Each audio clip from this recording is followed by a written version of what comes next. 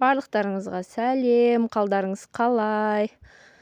Бүгін бізде осындай магазиндегі дайын слоеный тестомен арасына сосиска салып, басар жасадық, перекус, иә. Осы қамырларымызды домашний температурада ерітіп, жақсылап жайып алып, ішіне сосискаларымызды саламыз. Және духовкада үстіне жұмыртқа жағып, пісіріп аламыз. Пісіп шыққан кезде күшті болады, прям енді вкус, дәмі бар ғой, необычно болып шығады. Менің кішкентай айтөрем 1 жаста, құдайға шүкір, ручканы оң қолына ұстап, әйтеуір ручкаға құмар, өзі енді болашақта кім болатын Аллах берсе, аман болсақ көре жатармыз.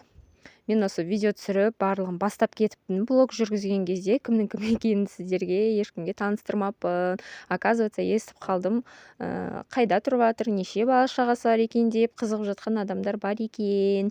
Біз Алматы қаласының сыртында тұрып жатырмыз. Қаладан жарты сағаттық жолда. Мен үйде отырмын, 4 баламыз бар, 2 ұл, 2 қызым бар. Жолдасым бар, тоже жұмыста, ол кісі. Сіздермен танысып, әңгімемізді айтып боламыз дегенше, сосискаларымызды дайын болып қалды. Пісіп шыққан кезде осылай болып шығады. Міне, күшті слоеный тестоға істеген соң осындай әдемі, дәмді болып шығады. Рахмет барлықтарыңызға. Сау болыңыздар, мені қолдаңыздар.